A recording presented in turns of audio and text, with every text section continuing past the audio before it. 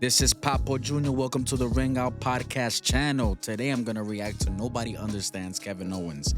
This video is by WrestleOlogy. Before I click on this video, because I've been saying this shit for months, like not to, I've said it before. I wanted Kevin Owens to win the World Championship at Saturday Night's Main Event. They didn't give it to him. They gave it to fucking Cody. But I'm liking what they're doing with him. You know, he's running around with the Winged Eagle replica title belt. You know, they're promoting him as world champion in the live events and shit like that. It's fun, it's entertaining. But every time Kevin Owens speaks, when he's on the mic, you know, talking about his feud, what he's going through with Cody Rhodes, there's no lies. I see no lies detected in anything that he is saying. Anything. Cody helping the Bloodline, everything that they have been through. Kevin Owens had his back, and then Cody wants to go out and help Roman. And like, what is this? Kevin Owens had every right to feel that way, bro. I feel betrayed. I feel like you did me dirty, cuz after everything I've done for you. Randy should feel the same way, but Randy was like, nah, it ain't like that. Nah, fuck out of here, bro. That's what you got. You guys got power drive. We haven't seen you ever since, bro. Might show up in the Royal Rumble. I don't know. Or at the main event at the Royal Rumble, because we're having that ladder match. Well, it's not the main event, but we're having that ladder match because the men's Royal Rumble is the main event. Anyways, Kevin Owens, man. Every time he speaks, he's telling the truth, bro. And then people still boo him because people are so blindly in love with fucking Cody Rhodes. You fickle, like you sheep. You fucking sheep, bro. I'm glad I'm not one of those people. I see the real right there. Be real with me. Be 100 with me. You know? But this is the fans don't get it. They just want to cheer Cody because it's Cody. Just because it's Cody. Cody could fucking kick a disabled person down the fucking stairs and people will still cheer for him. That's some bullshit, bro. You a piece of shit for that. Anyways, we're gonna check this video out. I'm not gonna talk that much. Well, I am gonna talk. It's a fucking reaction. Fair use. But the intro has been long enough, but I ain't gonna waste your time. Let's do this. You ever watch one of those movies and find yourself rooting for the bad guy? You know, the ones where you're halfway through the story and think, wait a minute, this guy actually kind of makes sense. Because here's the thing, when you think of modern day WWE, you might think of the Bloodline saga or Cody Rhodes finishing a story or the Judgment Day lore, but amidst all the chaos, there has been one important yet Oh, Sammy, you're gonna get it too. You're gonna hear it from Kevin. Even Kevin said it. You're another one. Y'all were fucking World Tag Team Champions together last year. Y'all were buddy cool and all that. Then y'all got separated by the draft. And then Sammy went back with the OGs again. Kevin don't forget. Kevin sees everything. Watch your back. often overlooked story that has been silently unfolding for half a decade at this point. It's the one story that's seamlessly interconnected with all the previous stories we just mentioned and has played a crucial role in shaping modern WWE's landscape. I'm talking about Kevin Owens' battle against the system and his underrated genius. And no, in case you were wondering, by genius, I don't mean the time when KO was the only one on the roster who could prove that Elias and Ezekiel were the same person, or one of the 100 times when the prize fighter reminded everyone of basic wrestling tropes that most people seem to forget. Doesn't make sense. You gotta wait for somebody to call you out before you come out. What the hell is this? No. I love Kevin Owens, man. It's the unwritten rule. You can't just come out whenever you... I'm talking about Kevin Owens' Kevin battle Owens against is the so injustice real. in WWE, an injustice that involves Roman Reigns, the entire He presents people like me. People that call the bullshit out, you know? Not like the rest of the wrestling fans that just like whatever they like and they're gonna ignore the negative, you know? We call out the bullshit. I'm like, no, hell no, hold on. This ain't right. This is supposed to happen, and then come on, bro. Real recognize real, man. Bloodline and has recently drawn in the likes of Cody Rhodes and Randy Orton into the mix. Because unlike most bad guys in wrestling who just turn their backs on everyone to be edgy and get a shot at the gold, Owens has the most legit motivation and one of the slowest burning character arcs in modern wrestling history, to the point where you can't really help but kind of root for him.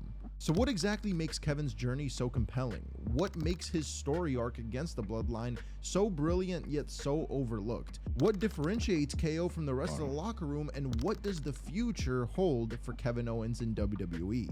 Well, this is Grease from Wrestleology, and today we're going to answer all those questions and dive deep Like into and subscribe, one man's fight against an Wrestleology. entire corrupt system that's slowly taking everything away from him. You see, Kevin Owens' story with the Bloodline didn't start when Sami Zayn joined them. It didn't start when the Usos became the longest reigning tag team champions, and it certainly didn't start when Cody Rhodes came back to the WWE.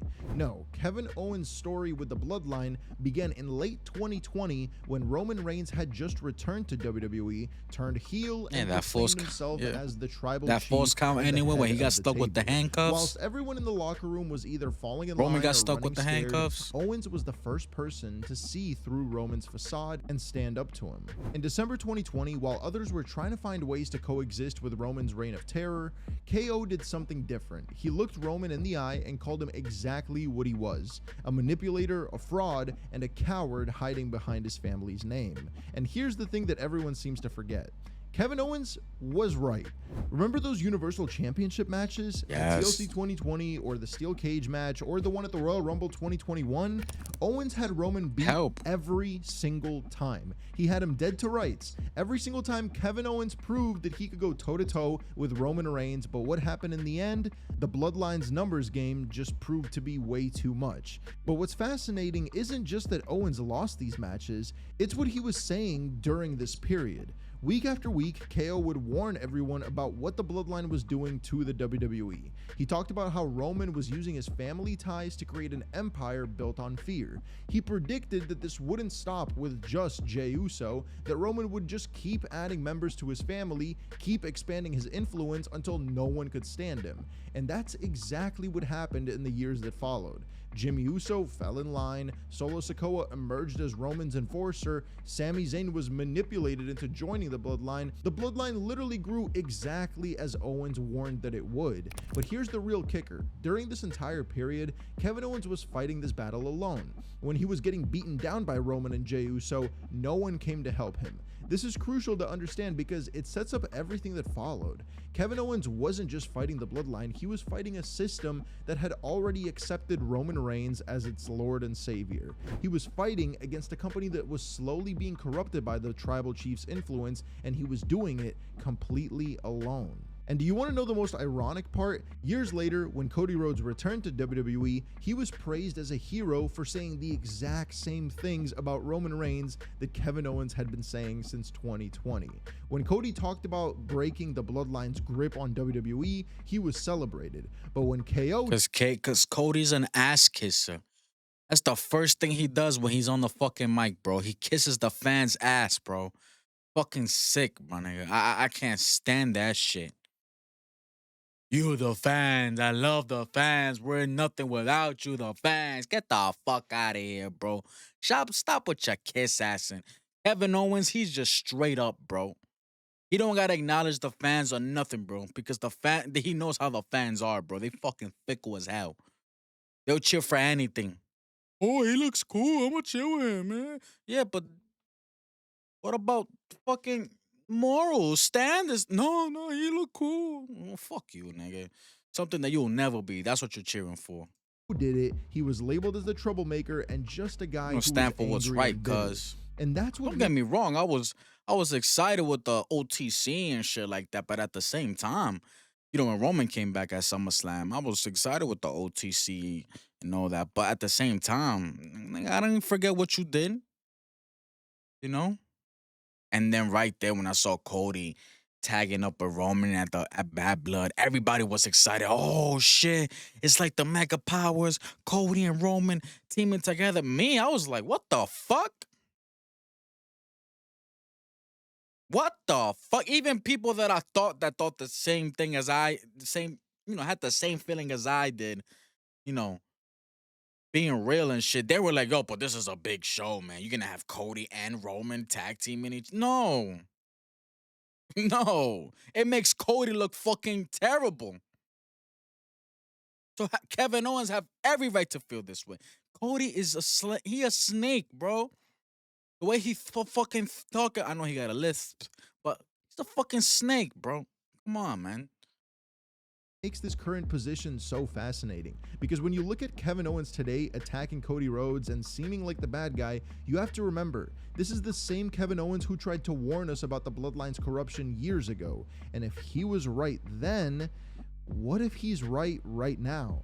But let's not get ahead of ourselves just yet, because in 2022, something happened that made this whole situation even more personal for Kevin Owens when the Bloodline got their hands on Sami Zayn. Now, if you know anything about WWE history, you know that Kevin Owens and Sami Zayn have one of the most complex relationships in wrestling. They have been best friends, bitter enemies, and everything in between. But despite their complicated past, no one understood Sami better than Kevin Owens. So when Sami Zayn started hanging around the Bloodline, started calling himself the honorary Uce, Kevin Owens saw exactly what was happening. Once again, he tried to warn everyone. He tried to tell Sami that the Bloodline was just using him, that Roman Reigns was manipulating him the same way he'd manipulated his own cousins. And at Survivor Series War Games 2022, Owens found himself in a peculiar position.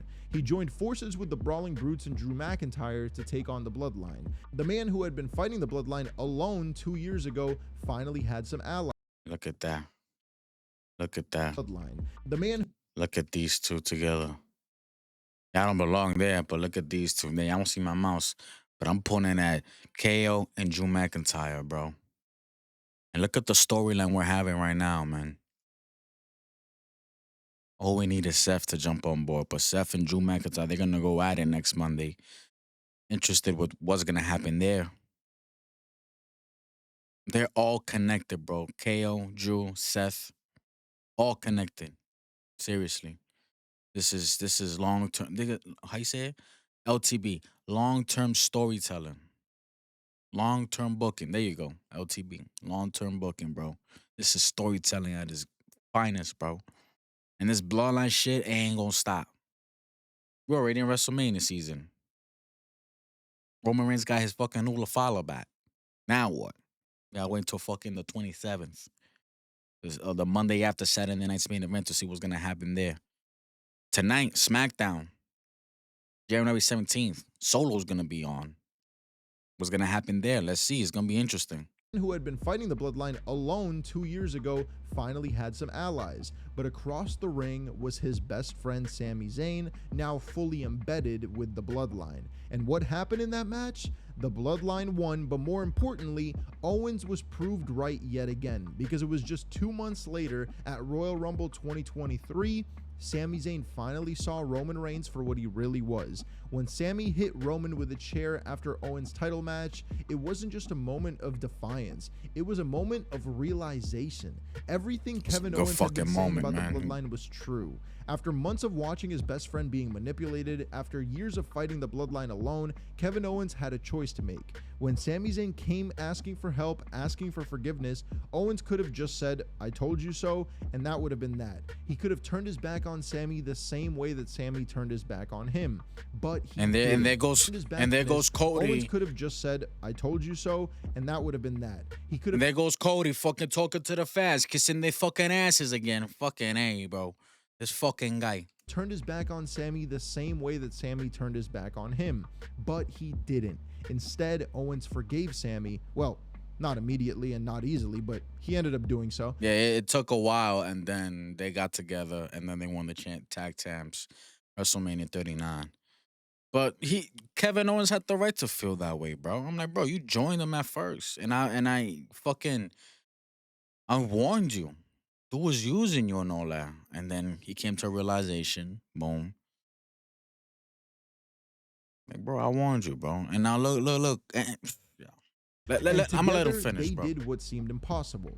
At WrestleMania 39, in the main event of Night 1, Kevin Owens and Sami Zayn defeated the Usos for the undisputed WWE Tag Team Championships, somewhat weakening the Bloodline's reign of terror over the WWE. For 154 days, Owens and Zayn reigned as Tag Team Champions. They defended those titles against everyone from Imperium to the Judgment Day, and they even successfully defended against Roman Reigns and Solo Sikoa at Night of Champions. Solo took For a moment, the pin. it seemed like Kevin Owens had finally won his war against the Bloodline. But remember what I said earlier about history having a way of proving Kevin Owens right? Because just when it seemed like the Bloodline's grip on WWE was weakening, just when it seemed like Kevin Owens had finally found some peace, that's when Cody Rhodes decided to change everything. And that's where our story takes its most interesting turn. When Cody Rhodes embarked on the road to dethrone Roman Reigns and quote-unquote finish his story, Kevin Owens was one of his strongest supporters. I mean, who better to understand Cody's mission to take down the Roman Empire than the man who had been fighting the same battle for years?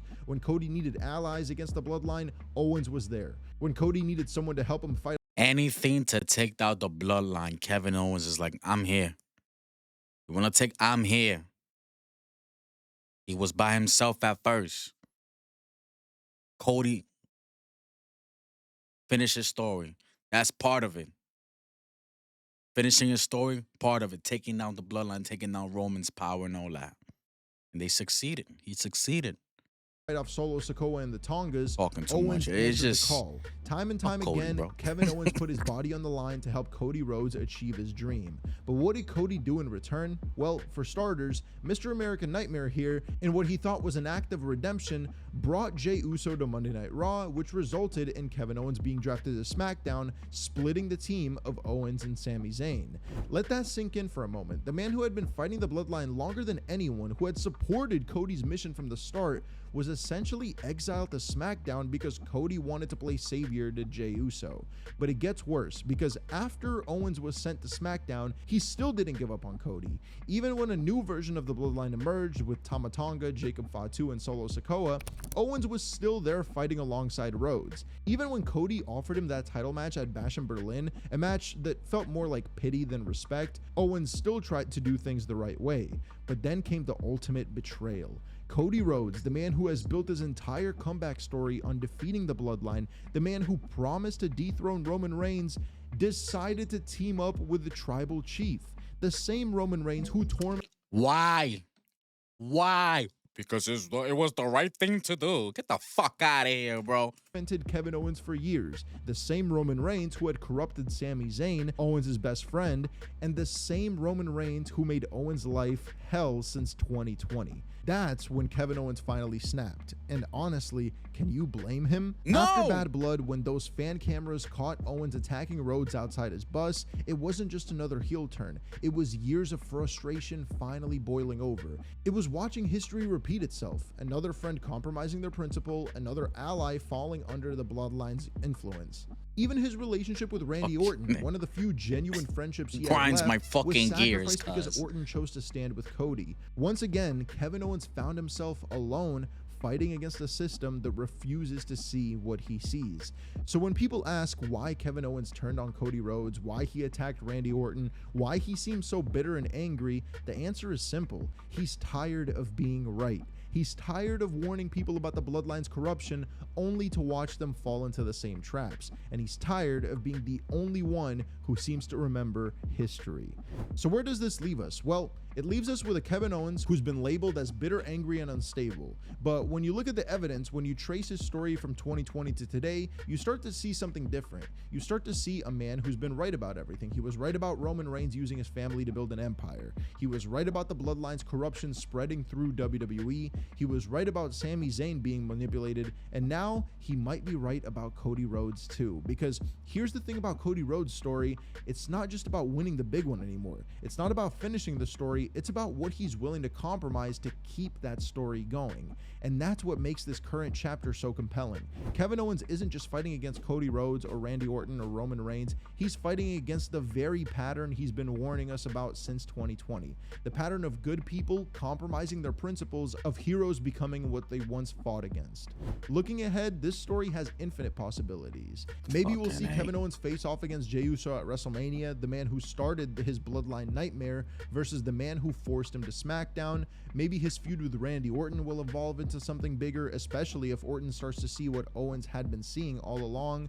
Maybe we'll see KO and Drew McIntyre form an alliance to take the Bloodline down once and for all, or maybe we see Kevin Owens go up against his best friend in Sami Zayn Again, after Sami at also WrestleMania. sided with Roman Reigns. Or maybe, This just maybe, we're watching the early stages of Kevin Owens' greatest prophecy yet.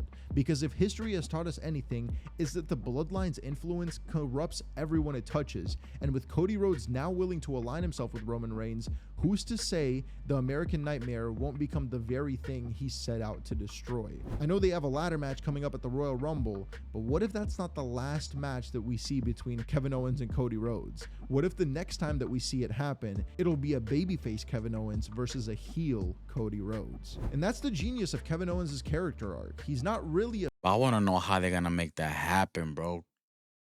Heel Cody Rhodes. The only way Cody Rhodes could turn heel, he kisses ass to the fans. He has to talk shit to the fans.